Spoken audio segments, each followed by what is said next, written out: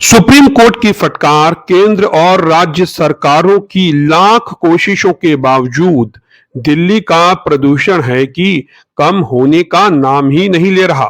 और अब तो देश के चीफ जस्टिस खुद इससे बेहद परेशान है, इतने परेशान कि उन्होंने अपनी मॉर्निंग वॉक तक बंद कर दी है। तो ऐसे में अब छठ का त्योहार भी नजदीक है। यमुना भी मैली ही नहीं, जहरीली हो गई है।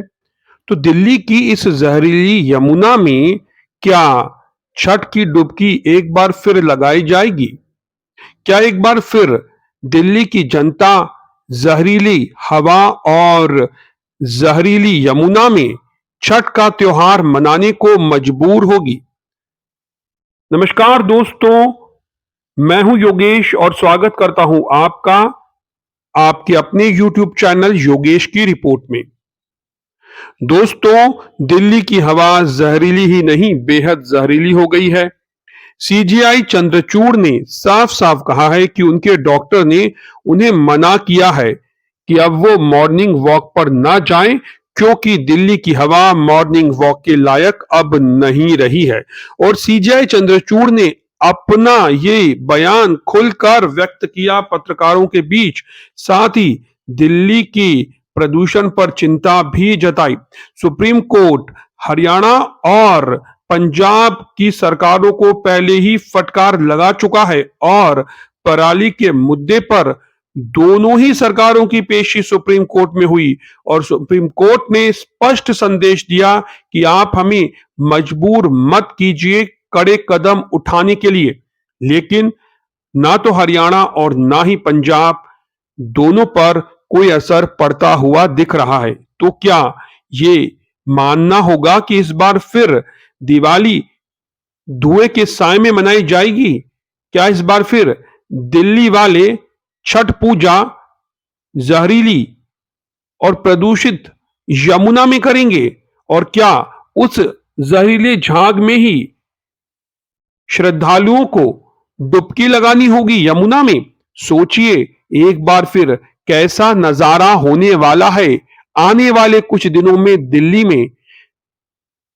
क्या वही उदासी वाला माहौल, क्या वही जहरीली और धुंधली हवा, क्या वही कोहरा एक बार फिर लौटेगा दिल्ली में? अभी तो दिल्ली में सर्दी ने दस्तक ही दी है। अगर अभी से ये हाल है तो आने वाले कुछ दिनों में जब दिल्ली की सर्दी अपने शबाब पर होगी, तब दिल्ली वालों की क्या दुर्दशा होगी, इसका अंदाजा लगाना मुश्किल नहीं है।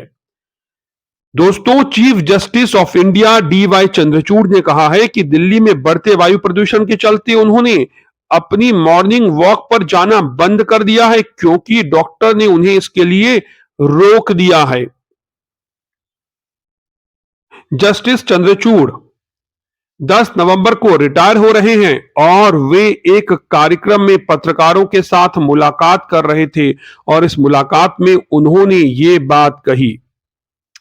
दोस्तों, सर्दी का मौसम शुरू हो रहा है और दिल्ली की एयर क्वालिटी पहले से ही बहुत खराब की श्रेणी में जा पहुंची है। Commission for air quality management CAQM के मुताबिक गुरुवार की सुबह दिल्ली में एयर क्वालिटी इंडेक्स जो है वो 385 पर पहुंच गया। वहीं यमुना नदी में जहरीला झाग अब बहुत ज्यादा नजर आने लगा है। दिल्ली में पॉल्यूशन पर इमरजेंसी मीटिंग हुई है, सरकार अपनी औपचारिकता पूरी कर रही है। 13 हॉटस्पॉट दिल्ली सरकार ने दिल्ली में प्रदूषण के चिन्हित किए हैं, लेकिन प्रदूषण को रोकने में दिल्ली सरकार कामयाब नहीं हो पा रही है।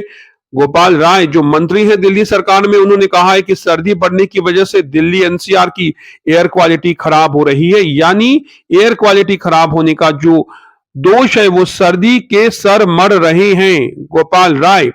और वो कहते हैं कि 2 दिन में पॉल्यूशन का स्तर बढ़ा है, इससे लोगों को गले में दर्द, सांस लेने में दिक्कत और आंखों में जलन हो रही है। इसी के साथ त्वचा से जुड़ी बीमारी होने का खतरा भी बढ़ जाता है। तो गोपाल राय जी, दिल्ली की जनता ने आपको मंत्री किस लिए बनाया है? अरे दिल्ली में तो आपकी सरकार है और आप तो प्रदूषण मुक्त दिल्ली बनाने की बात कर रहे थे, उस वादे के साथ सत्ता में आए थे। आपने तो यमुना को स्वच्छ कर देने और पवित्र कर देने का वादा किया था। आप तो दिल्ली को झीलों का शहर बनाने वाले थे। तो फिर क्या हुआ गोपाल राय जी आपका वादा? वो वादा हवा कैसे हो गया? आप 13 स्पॉट हॉट स्पॉट दिल्ली में चिन्हित करके अपने कर्तव्यों की इतिश्री मान रहे हैं। आप यमुना की सफाई नहीं कर पाए, आप दिल्ली की हवा को साफ नहीं कर पाए, और लॉकडाउन के दौरान जो दिल्ली में हवा साफ हुई और प्रदूषण का स्तर कम हुआ, उसका श्रेय भी पिछले साल आपने ले लिया। तो गोपाल राय जी आप ही सोचिए कि दिल्ली की जनता इन चुनावों में आपके साथ खड़ी होगी या नहीं। दोस्तों यमुना को अगर देखें तो यमुना में हर तरफ झाग ही झाग नजर आता है, और इसको लेकर जल बोर्ड की बैठक भी हुई। यमुना नदी के जहरीले झाग बहुत ज्यादा स्तर इसका बढ़ गया है, और दिल्ली सरकार का ब्लड प्रेशर बढ़ रहा है, क्योंकि दिल्ली में बहुत जल्दी छठ का त्योहार मनाया जाने वाला है। तो दिल्ली सरकार करोड़ों रुपए खर्च करके इस झाग को खत्म करने के उपाय कर रही है, लेकिन ये जहरीला झाग यमुना से जाने का नाम नहीं ले रहा, और यमुना पूरी तरह गंदे नाले में तब्दील हो गई है। एक्सपर्ट्स का कहना है कि अमोनिया और फॉस्फेट की मात्रा बहुत ज्यादा है, और इससे स्वास्थ्य को गंभीर नुकसान पहुंच सकता है। यानी जिस यमुना में छठ की डुबकी लगेगी, जिसमें महिलाएं और पुरुष खड़े होकर के छठ का त्योहार मनाएंगे और सूर्य को अर्घ्य देंगे, वो यमुना इतनी गंदी और इतनी ज्यादा प्रदूषित हो चुकी है, उसमें अमोनिया और फॉस्फेट इतना ज्यादा मिल चुका है कि ये आपके शरीर को बहुत ज्यादा नुकसान पहुंचाने वाला है।